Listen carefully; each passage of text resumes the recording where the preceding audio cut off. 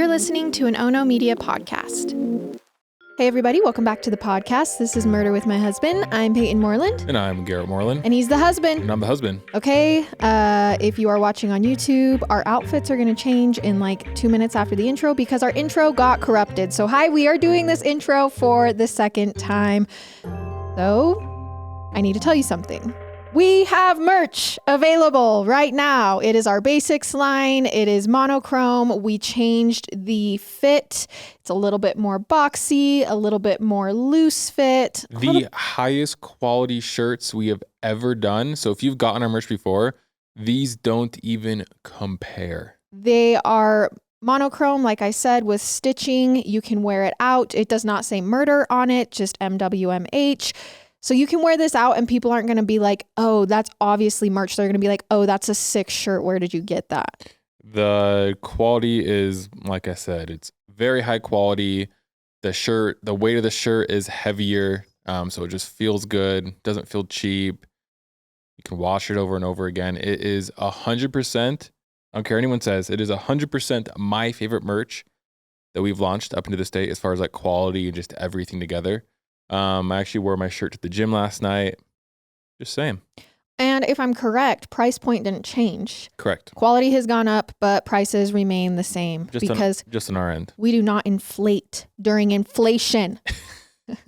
I'm just kidding, but okay, merch is available now, so go check it out. And my next announcement is a reminder that we stream on Twitch every single Thursday, 5:30 PT. We hang out, we talk with chat. It literally is such a vibe. It feels like an exclusive Murder with My Husband club over there at this point. We are so close with chat. We watch true crime. We watch body cam footage. We react to police videos or just like spooky videos. Last stream, we watched the 6 scariest encounters in the woods that have ever been caught on camera. It was so fun. It was creepy. It was really fun. And just a heads up, we are going to start posting our full live long, like our entire VODs, the entire Twitch streams on Patreon. If you're an Apple subscriber or a Spotify subscriber and you want to get access to those, because right now you can only see them if you come to our lives. But if you want to get access to those and you're not a Patreon user, shoot us an email or shoot us a DM. We'll make it work for you no matter what. We do have a separate YouTube channel called Payton and Garrett, where we are posting shorts right now from those lives. And we will be posting like 5 to 7 minute videos from those lives. Super fun. Come check it out. And that's what we got for announcements. Kind of a lot today, but we wanted to fill everybody in. All right. And I think that leads us into your 10 seconds for this episode. Well, if you follow us on social media, you probably already know this, but we were going through Dutch Bros the other day. By the way, real quick, if someone at corporate at Dutch Bros is listening to this, can we have a drink? It doesn't even need to be everywhere. Just in like one city, just for a week, where Peyton and I can get it every single day. Or just a sticker. You don't even have to pay me. Like everything, please. Please. We like that. We go there every single day, and it would just be fun. And I'm not going to lie, you have 2 stores where every single employee listens to Murder with My Husband. Also, everyone on the podcast knows about Dutch Bros. That we get Dutch Bros. Anyway, someone at corporate, please help. We just want a sticker. We just want something. Actually, we don't want anything. We just really like you guys. We actually guess we do want something, to be honest. Anyways, I was at Dutch Bros, and it wasn't the employee's fault. This is 100% Garrett's fault. We were getting our drinks, and I was bringing Peyton's drink, which, by the way, is a medium blended Kokomo with chocolate drizzle. I was bringing it through the window, and as I was bringing it, it was pouring rain outside, so I had the window like barely open because it was pouring and we were getting soaked. I grabbed the drink, bringing the drink inside. The lid hit the top of the window as I was bringing it inside, and my momentum continued to carry the drink inside and splash. Not a splash. Splash. Full spill. All over. I was soaked. It's like completely soaked. There is coffee all over the car. There is coffee all over the window. Right now, there's still coffee all over the car because we haven't got it cleaned yet. There's coffee inside the little parking button to where we can't even push it because it gets stuck and our car starts freaking out.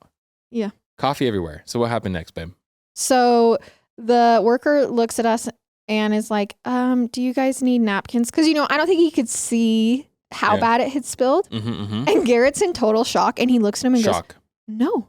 And I said, from the passenger seat, yes. Yes, sir. We do need napkins. They give us some. It is not going to help. Like, it is not going to help. Yeah. We pull forward. It's still pouring rain. I said, Garrett, step foot out of this car and take all of your clothes off. Because literally his entire shirt and pants soaked in coffee. Let's be honest. Payton just wanted to see me with my clothes off. I crawl through to the back seat to see if we have anything. I grab Daisy's blanket that we use at the park and a plastic bag that I somehow had back there. Bring it back up. Garrett takes everything off till he's butt naked. He wraps up in the blanket and we take his clothes and put it in the trash bag. And drive home. Drove home butt naked. Thank you, Dutch Bros. One way to get somebody naked. But no, so it was crazy. It was funny. I don't get mad about that stuff. It was just funny. It was a good time. And yeah, so that's what happened. That's my 10 seconds. Kind of all I got for everybody. No hot takes this week. I'll kind of save it for next week since we've had a lot of announcements and a lot of stuff. And on that note, let's hop into today's case. All right. Our sources for this episode are ABC6 News, NBC Chicago, KARE11.com, KVRR Local News, CNN.com, ABC5 News, NPRnews.org, Fox 9 News, InTouchWeekly.com, and CBSNews.com. Okay, so there's no denying that in this day and age, social media plays a major role in our daily lives. Yeah. But it also plays a huge role in the true crime space as well. There's been plenty of cases that have gained global attention thanks to Instagram and TikTok, and a lot of good does come from that. Decades-old cases have been reopened because of it. New clues and witnesses have been uncovered. Some cases even see justice after a few viral posts. But with the good, as we know, comes the bad. There will always be people out there who hear about these cases online and then use them as a blueprint for their own crime, much like the villain in today's case. Not only did they become obsessed with a famous viral murder case, they actually tried to recreate it. And when it came time for justice, they complained in the same way social media and inspired them to commit this crime. It was now the reason that they would never get a fair trial. Which, how ironic is that? Yeah, it's ironic. Okay, let's get into it. So we're headed to a little town in Minnesota called Winona. Always little towns, man. We're always starting in these little towns, and that's when you know everything's going to go south. No offense to anyone who lives in a little town, but watch out. And if you're wondering, yes, the actress, Winona Ryder, was named after the town since she grew up only a few dozen miles away. But when it comes to this town, Winona has this relaxed and really friendly charm about it. With a relatively small population of about 27,000 people, it allows for this tight-knit community, but it's also big enough to reap the benefits of restaurants, shopping, maybe some more urban amenities. Winona also just so happens to be the place that 26-year-old Maddi Kingsbury, or as her friends called her, Maddie, this is where she calls home. And Maddie is very much your girl next door. She's sweet, intelligent, a sorority girl who'd been an undergrad at Winona State University. And in March of 2023, she was in her first semester of a master's program at this college. And at the same time, Maddie was juggling a full-time job as a clinical research coordinator at the Mayo Clinic, which was definitely a lot of pressure for the 26-year-old because she also had 2 young children at home, both of whom were fathered by Maddie's long-term, on-again, off-again boyfriend. So she's really doing the whole thing. She's in a master's program, she has a job as a clinical research coordinator, and she has 2 kids. Now this guy, this on-again, off-again boyfriend, who is also the children's father, is a guy that she met back in college in her earlier days. He was a computer science major named Adam Fravel. Now, Adam seemed smitten with Maddie practically since the moment he met her, and Maddie was taken by his charm. He was outgoing, seemingly ambitious, plus he really took an interest in Maddie's life and getting to know her family. But while the two were still at Winona State University, Maddie learned that she was pregnant with her first child. And apparently, Adam did step up to the plate. He quit school, he got a job, and he began doing what he needed to support Maddie and their new baby. And he and Maddie got a place and started living together. And then at that point, things did seem to be going okay for the couple, but then COVID hit. And then during the pandemic, Adam got laid off from his job, which made things difficult for the couple as Maddie was still finishing getting her degree. Even after she began working for the Mayo Clinic, things were tight for the family as Adam struggled to find another job, find some steady work. And it only got harder when the couple learned that they were pregnant with their second kid. And by 2023, the 29-year-old Adam had set aside any plans to use his degree and instead had been taking flying lessons with a new dream of just becoming a pilot. And this is how he would provide. And Maddie did everything she could to be supportive of that, even if it meant being the sole breadwinner for the family while also attending school. So on March 31st, 2023, Maddie and Adam woke up in the morning and got their 5-year-old daughter and 2-year-old son ready for daycare, just as they did every single day. They drove together and dropped them off together a little after 8 a.m. And when they got there, Maddie apologized to the daycare worker for being late, but she didn't offer up a reason. And then Adam and Maddie hugged their kids goodbye. They got back into Maddie's 2014 blue Chrysler Town and Country van and drove back home so Maddie could then get ready for work. Now at 8:15 a.m., Maddie remembered a text that she'd gotten from her sister Megan the night before. It was a funny photo from a trip they took the summer before to Rhode Island. She had forgotten to respond, so she just opened it up and sent back a quick LOL. Megan texted her back after that with another unimportant question, but Maddie didn't reply. And Megan honestly doesn't think much of it. She knows that Maddie's busy working full time. She's a mom. And typically Maddie's also the one who picks the kids up from daycare on her way home from work. Only this day, not only does she not text Megan back, when it's time to pick the kids up, she doesn't show up. In fact, her coworkers say she never actually made it into work that morning either. Okay. So a no call, no show, which is wildly unlike Maddie.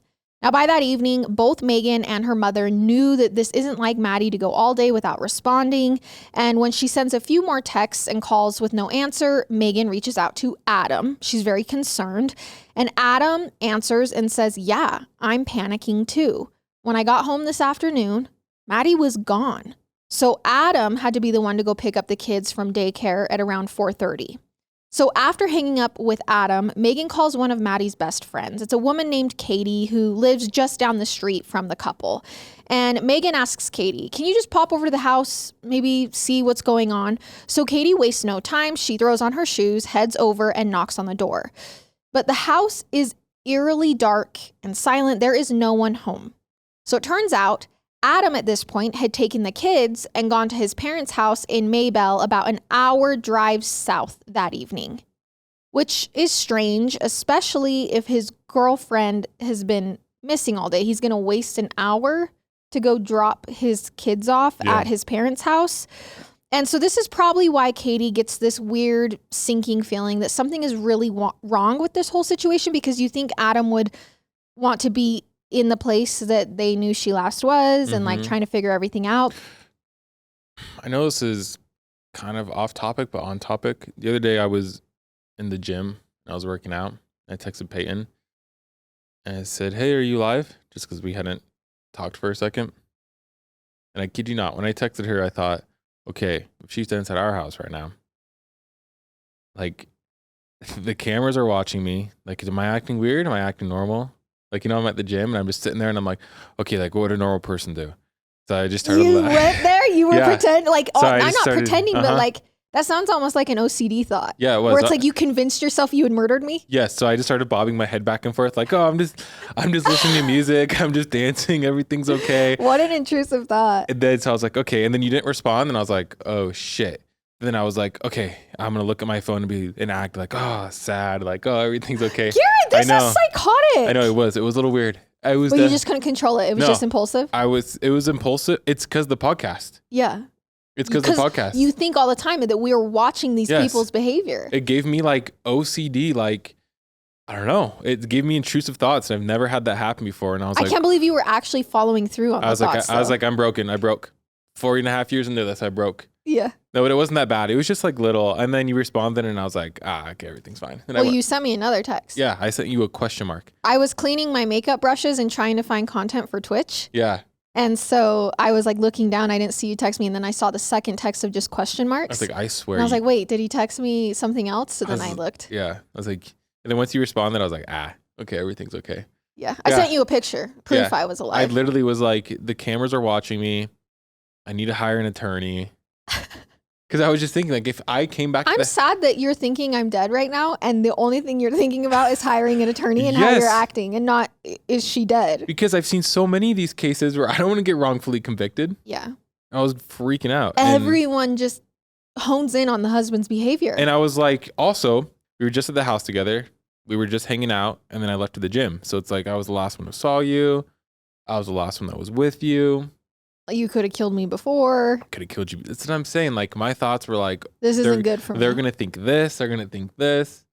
But Peyton's alive, and everything's okay. And that scares me a little. Why? I'm just sad you weren't actually thinking about me being dead. Well, because I think I knew you weren't actually dead. It was more just like your mind went there. Yeah, I knew you weren't actually dead. It was more just like, oh, shoot. Yeah. You know what I'm saying? Exhausted brain. Yeah. This show is sponsored by BetterHelp. Now, kids are always learning and growing, but as adults, sometimes we do lose that curiosity. I would love to learn to be a better gardener and more about plants, obviously. I mean, there's a lot of things that I would love to learn.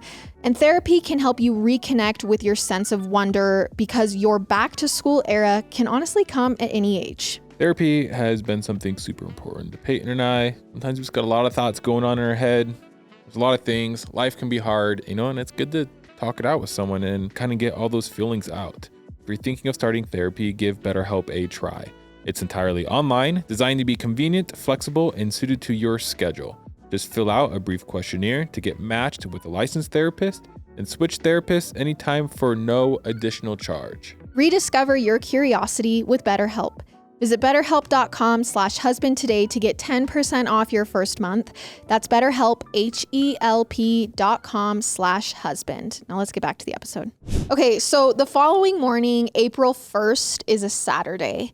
And with Maddie now missing for 24 hours, the family goes to the police to file a report. And by 2:25 that afternoon, the Winona police publicly declared this is a missing person investigation, and they are dispatching sources to try and locate Maddi Kingsbury. Now, meanwhile, her family and friends are doing their own diligence to try and locate her. Adam takes to Facebook for help, posting, "If anybody has seen Maddie, please contact the Winona PD, me, or any of her family members. Please help me find the mom to our 2 beautiful kids." Now, meanwhile, Megan, her sister, flocks to TikTok to spread the word about her missing sister. But that same day, police actually find the first real clue in Maddie's case.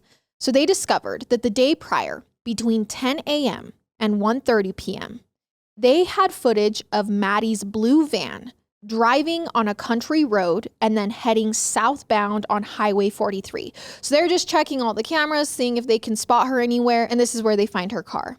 Then the van traveled back toward Winona, northbound on 43, and was parked back in the driveway at her house around 1:30. Okay. What they don't have is any footage of who was actually driving that van. So they begin knocking on doors along that country road to see if anyone has any of their own security footage where they can get a clearer view of who was in the vehicle. But it gets them nowhere. Now, of course, the first person police want to speak to is Adam, especially considering he was the last person that they know of to see his girlfriend on the day she disappeared. And Adam seems more than willing to cooperate. He tells them that he and Maddie dropped off the kids at daycare, which they then confirm via the video footage, and they then returned home by 8:15. According to him, Maddie went into her home office to get a little work done before she left for her actual office at the Mayo Clinic, during which Adam says he had some boxes he had to move to his parents' house. So he explains that the couple had been in the process of moving out of that house and in with his parents so they could save a little bit of money. So that day he actually took Maddie's van, which had plenty more space to move things, and he left Maddie his car to drive to work. He says that around 10 a.m., he left home and headed down Highway 43, which was on the way to his parents' house, and it also kind of explained who was driving the car. But he says that halfway there, he had made a mistake. He tells police that's when he realized the boxes he packed were actually ones that he wanted to put in storage, not take to his parents. So he turned around and he drove back to the house that he shared with Maddie, which is why the van was back in the driveway by 1:30 p.m. He says when he got there, he noticed his car was also still at the house. But he says he didn't worry because he figured Maddie had just maybe got a ride with her friend to work. He said it wasn't until he began texting her and receiving no response that he really started to panic. Okay. And then when there was still no word from Maddie at 4:30 and he was the one who had to go pick up the kids from daycare, he really got worried. So after this, police decided to search the house that Maddie and Adam share. It sounds, Yeah. it sounds pretty reasonable to me. And while they don't find any signs of a struggle, they do discover that Maddie's cell phone, wallet, and jacket that she was wearing earlier that day when they dropped the kids off are still inside the house. Yeah, no, that part's weird. That's not a good sign. They also notice these naked spots on the walls inside. It looks like security cameras were once installed on the inside of this house, but had since been taken down. Now, Adam defends this. He tells police, guys, I told you we're in the process of moving. Like, I packed the cameras. They were one of the first things that I packed up. I'm just saying right now, this is exactly why I was thinking I need to get an attorney. Yes. And I need to start doing this stuff. But I'm going to be honest. I'm not feeling very hopeful for Adam here. But he says, he's like we're going to have people walking through this house. Yeah. Like, I can't have cameras up in it. But this isn't the only red flag. When Adam and the police first talk, police notice that Adam has pretty bad scratches on his face. Bad enough that they were noticeable, which he says were caused by, can you guess? A friend's dog, which if this is the case, it is just very unfortunate for Adam that he has scratches on his face the same day that his wife goes missing, and it happened to be from a dog. Was it real? I'm not sure if police ever went and checked. I'm sure they did, but they never just announced that to the public. Okay. So none of these things are obviously enough to arrest Adam. Yeah. After all, Maddie's only been missing for about 30 hours now, but by the evening of April 2nd, the Minnesota Bureau of Criminal Apprehension knows that this is not looking good. So they issue an endangered missing persons alert for Maddie statewide. And meanwhile, Megan's still hitting the social media circuit hard. After posting her first video about her missing sister, it gets 500,000 views. Holy crap. And every day she posts new updates about the case, hoping to reach anyone who might be able to help them find her. Surprised we didn't see this. And then about 2 weeks into the investigation, police uncover an unexpected twist in Maddie's story. She had been having a secret relationship with a man named Spencer Sullivan. Okay. And I mean, when someone goes missing and then you find out that there's a love triangle, Yep. It's starting to get messy. Yeah. So Spencer was an Army veteran Maddie had met back at Winona State. He also happened to be one of Adam's fraternity brothers. So her long-term boyfriend, the father of her children's fraternity brothers. Now, Maddie and Spencer didn't know each other all that well, but Maddie had recently started a Tinder account, and when the two matched on the app, they decided to reconnect. And Maddie told Spencer her situation. She and Adam were still together. They just weren't in the best of places. Adam wasn't pulling his weight as a father, and this was frustrating Maddie, who was bearing the weight as the breadwinner of the family. Maddie and Adam had been in couples therapy, but it wasn't seeming to do them any good. Surprising to me that she was on Tinder in a small town. Right. And he didn't find out. Well, we don't know that. Okay, I guess that's true. All right, let's keep going. So she tells her lover that they were arguing a lot and Maddie was looking for ways to get out of the relationship and just move on with her life. Now, Spencer was sympathetic and he liked Maddie enough to keep their relationship a secret for the time being. But police also had to rule him out as a potential suspect once they learned about him. And luckily for Spencer, he had a solid alibi. He was actually at work during the time of Maddie's disappearance. But that doesn't mean that the secret relationship doesn't somehow play a part in what happened. Yeah.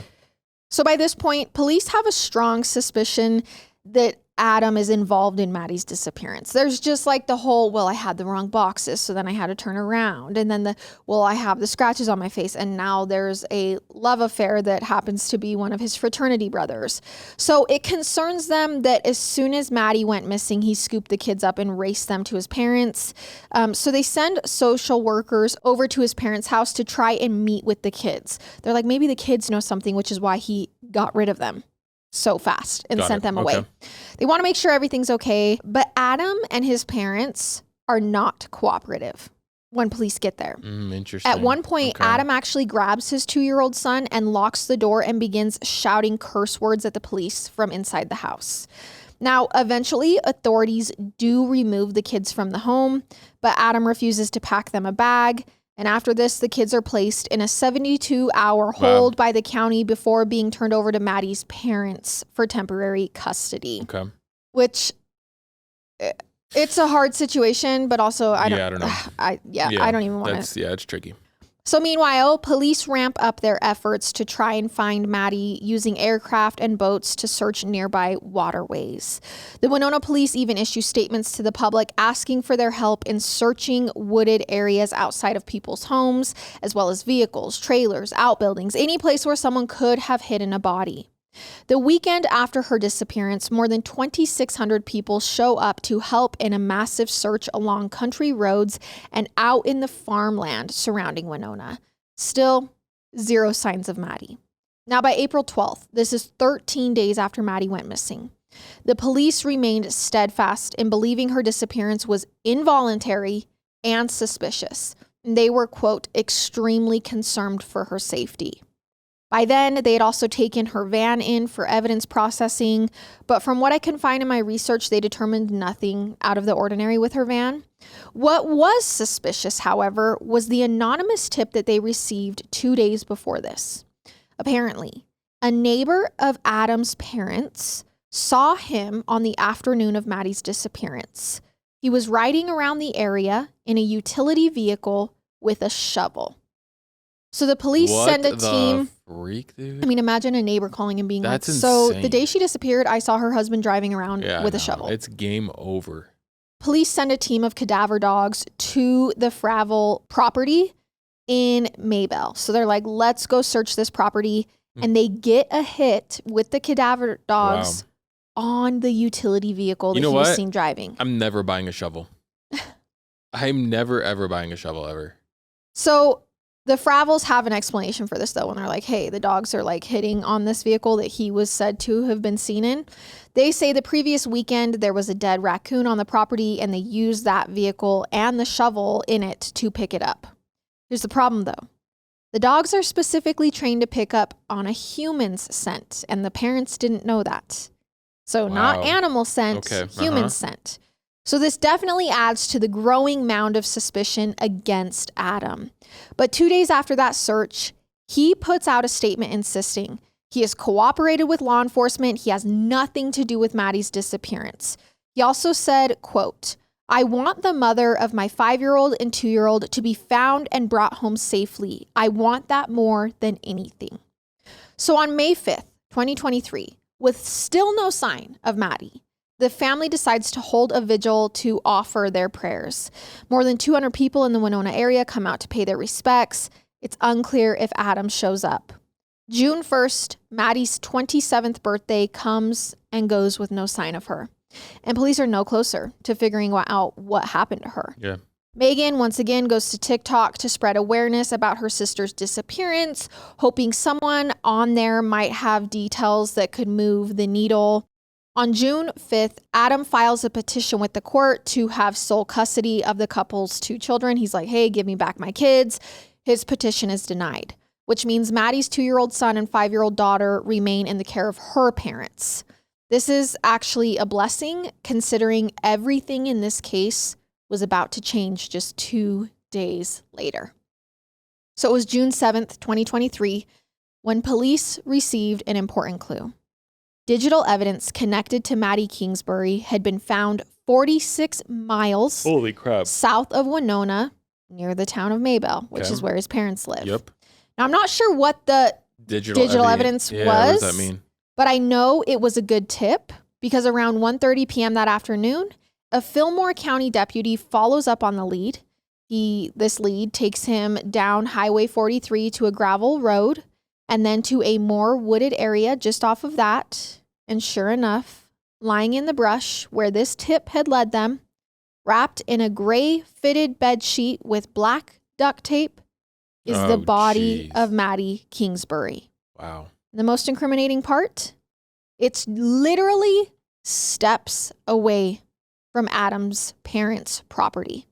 Like where her body is found, oh gosh, steps away. What's crazy too is his parents knew.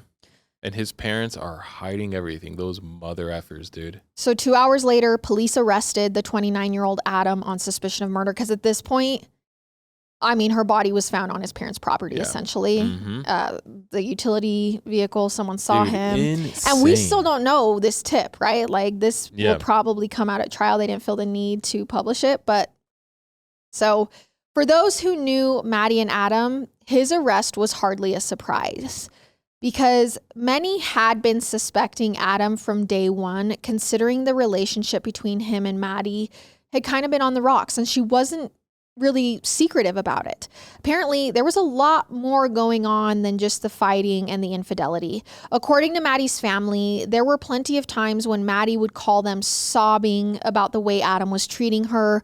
One of Maddie's friends, Haley Scott, said she witnessed Adam screaming at Maddie during a FaceTime call. Okay. He yelled about how dirty the house was. And when Maddie told him maybe he could clean the house, he walked over and slapped her across the face. Holy sh! I was going to say, I mean, it doesn't sound like Keep in mind, she's the breadwinner and going to school. I was going to say, it doesn't sound like there's any physical abuse, but there was physical abuse. Well, this was supposedly just one instance of physical abuse. I mean, we also don't know what was going on behind closed doors. Right, that Maddie sustained. In September of 2021, he began doing something that terrified her more than ever. This was 18 months before Maddie disappeared. She called that same friend, Haley Scott, who she kind of confided in. And I know Haley Scott, Nathan Scott, okay, it's a One Tree Hill thing, but it's a, okay, I just had to point it out. Okay, yeah. Maddie calls Haley to say that Adam had been weirdly obsessing over the Gabby Petito case. You remember? Wow. Okay. You guys all know the Gabby Petito case. He wasn't the only one weirdly obsessing over it, I will say, but this, like, Maddie calls her friend and is weirded out enough. No, he was like psychotically obsessing over it. So, quick rundown. Does that make sense? Gabby was 22 years old. She went on a cross-country road trip with her fiance, Brian, and when he came home to Florida without Gabby, it sparked this massive search. It went completely viral on social media, and it going viral on social media is actually what led to her case being solved, or her body being found in Wyoming. It's because there was another YouTuber, I think couple, if I remember correctly, another YouTube channel who heard about the case. They were going through their footage and they saw their car driving. Yes. And the only reason they went back through their footage was because they were like, well, we were in an area that they're saying maybe possibly they had been. So they literally caught his car on camera, and then that just sparked a search, and they found her body there. Yep. So, I mean, it literally, without social media, I'm not sure her body would have ever been found, because no one actually knew their whereabouts. It was like, they could have been here, they could have been here, they could have been here. It was also probably, I would say, dare say, the first case in a long time, or the first case on TikTok that really, it was different. It was different than other true crime cases. When we say blew up, it blew up. It was, okay, you have cases, interestingly, blew up so big. You have cases like Lacey Peterson, the Menendez brothers. Yep. You have cases that true crime people are obsessed with, right? Like, we're like, what we need to know. Then you have Gabby Petito, who people who didn't even like true crime were obsessed with. Like, anybody and everybody, like your normal, even people who didn't really like true crime, like everybody was talking about it. Yes. People in my life who never talked to me about the podcast or true crime were talking about it. Yeah. And that was when I was like, okay, this is different. Yep. So I need to mention that Gabby Petito's cause of death was manual strangulation by Brian. Yeah. So now Adam Fravel was not only poring over this case on social media, he was talking about it to Maddie. And she told Haley that one night, Adam actually grabbed Maddie by the throat and pinned her down and told her that if she wasn't careful, she was going to end up just like Gabby Petito. Holy hell. So Maddie's like, hey, we got in this fight and he choked me and held me down and said, if I'm not careful. That's insane. But I think it's important to tell you that Haley was not the only person that Maddie disclosed this to. Apparently, she also sent in a text to her other friend, Katie. This is the one who showed up on the night that Maddie disappeared looking for her, which meant there was cold, hard evidence in writing that Maddie was feeling threatened by Adam. Oh, she texted her? Yes, and texted her and told her that he manually strangled her. Now, Katie, of course, panicked after she heard this from her friend, and she begged Maddie to get out of the house with the kids. Like, hey, it's not just you. You have kids there. You need to get help. But Maddie never reported any of these things to police, and she told Katie she was afraid of Adam getting arrested. Eventually, though, she did tell her parents about what happened and about the Gabby Petito threats. So they went to the house, helped her pack her things, and she and the kids went to stay with her parents for a couple days. Less than a week later, Maddie moved back in with Adam. Her parents tried to stop her, but this is the father of her children. Yeah. Even when they told her if she didn't get out for good, it was possible that Adam would kill her. They told her that. Yeah. So just a month before Maddie disappeared, she told a friend at the Mayo Clinic that everything is bad with Adam at the house. She confessed that he had been physically abusive towards her for years, so she's telling another person about what's going on and that she would never leave her kids under any circumstance. So if she ever disappeared, it was definitely Adam's fault. So this is the first person she tells at work, hey, if I go missing, it's on Adam. Eventually, Maddie also worked up the courage to tell Adam that she'd met someone else, that she was looking for an apartment to take the kids to. She was leaving him for good. Yep. So she confronts Adam with, I've met somebody, I am moving out, and I'm taking the kids. Okay. This is 6 days before she disappeared. Yikes. Okay. Obviously, when Maddie went missing, Maddie's friends and family go to the police and they're like, here you go. Yep. She literally told someone if she goes missing, it was him. But now, with her body being found, the evidence against Adam was finally being put to use. Amongst it was a screenshot of a text message between Maddie and Adam. Maddie told him, you know I'm not really okay with or over the fact that you put your hand around my neck and pushed me down in front of the kids earlier. So don't. Not okay with it at all, but especially with them there. To which Adam texted back, you'll adjust. What? So she basically said, I'm not okay with you putting your hand around my throat, but especially in front of the kids. And he said, you'll adjust? What's the... you'll get used to it. What does that even mean? You'll change your mind. You'll learn to be okay with it, is basically what he told her. Dude. Scary. That's, I don't really have many words because that's a killer. Yeah. So along with those incriminating texts were the facts that Adam had wiped his location tracking from his phone the day that Maddie went missing, and that those cameras removed from the house were, of course, not done because the couple was moving. We know that it was Maddie moving. Yep. Police also knew there was a 25-minute gap from March 31st where Maddie's van was not picked up on any camera footage. They believe that 25-minute gap was when Adam was at the dump location disposing of Maddie's body. Now, 2 days after his arrest on June 9th, 2024, Adam Fravel was officially charged with 4 counts of murder in varying degrees, and a judge set his bail at $1 million. Yeah. Again, I'm just going to say it. Did we not learn from the Susan Powell case? If a husband has already killed his wife and his 2 kids are still out there, why is he getting out on bail? Yeah. I mean, he probably won't $1 million. Why is it even an option? No, it shouldn't be an option. It should not.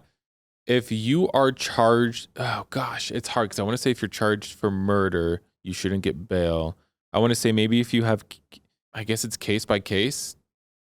I just how many times have we seen family annihilators? All the time. All the freaking time. It's not that uncommon for all the time, man. A father figure in a family to annihilate Chris Watts, Josh Powell, to annihilate the whole family when the actual victim, when the actual target of his rage was the wife. Or if they get out on bail, they should have zero access to the kids.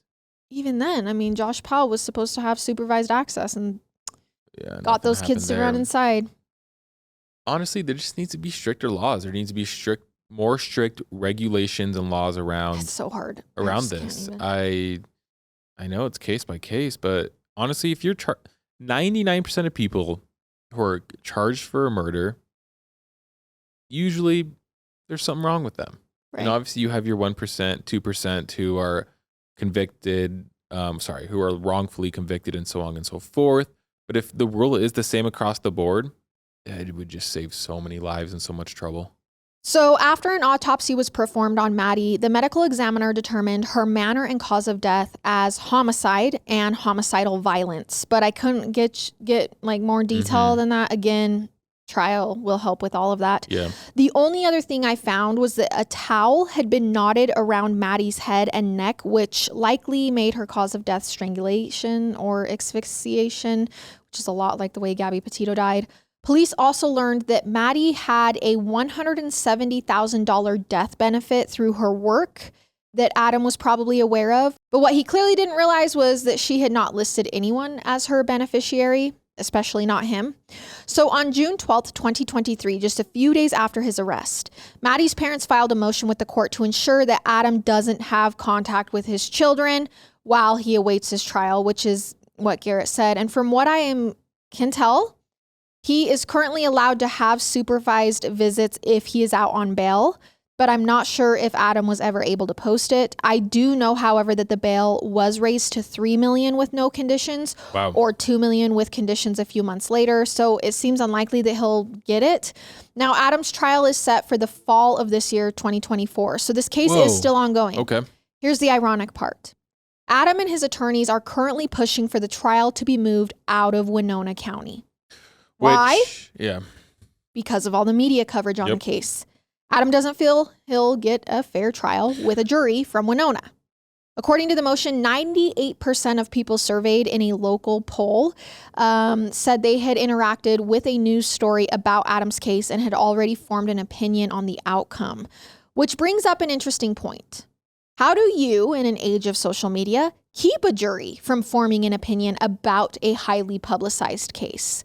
I think this is something that we're going to find getting more and more complicated as social media becomes a bigger part of everyone's life, especially as people take an interest in true crime. It is hard because what are you supposed to do about that? Because at this point, it's impossible. Like, people are going to hear about these big cases, and they're going to be on the jury. So do you just trust that people don't form opinions? You can't, because people are going to have preconceived ideas. I don't know how you do that. And then it also is hard because it gives more power to, like, the people who are being convicted. Right. Because they can say, be like, I didn't get a fair trial. I didn't get a fair trial.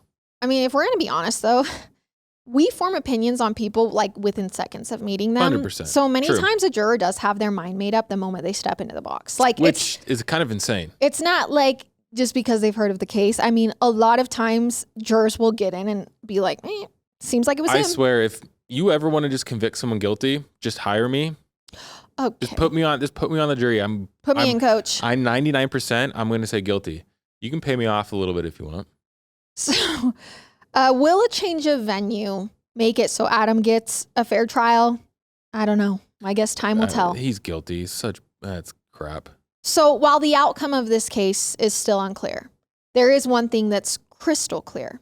Adam was set off by losing Maddie forever. Not only was he at risk of losing his kids and his girlfriend, he was at risk of losing his free meal ticket with Maddie. She was cleaning the house. She was keeping him happy. She was paying their bills, which was probably the majority of his concern. The devastating thing is, just 4 days before she died, Maddie had sent a text to their landlord saying she was ending her lease and finding her own place. She had finally worked up the courage to leave her abusive partner. Something that we know from doing this show for so long is not easy. Mm-mm. It takes a lot of guts. Yep. And many people stay in abusive relationships because they are terrified if they leave, they will end up like Maddie. Yeah. But if you or someone you know is in the same situation, please know that there are resources. There is a way to get out safely. If you're in the U.S., you can contact the National Domestic Violence Hotline at 1-800-799-7233. You can also visit the National Coalition Against Domestic Violence, their website at ncadv.org. Or you can find a local shelter through resources like the National Network to End Domestic Violence at nnedv.org. And that is the story of Maddi Kingsbury. I'm surprised being on social media. I mean, I guess I'm not nearly on social media as much as I used to be, but I was getting tagged. I was seeing. oh, you were getting tagged quite a bit. I'm surprised I didn't see it. I probably did and just didn't realize that's what her name was. Yeah. Just because We do around get that tagged in we get tagged in a lot of different cases, and around that time, honestly, there was a couple years there where, I mean, TikTok was going crazy with how many cases. It was. It's sad. It's sad how many cases there are there.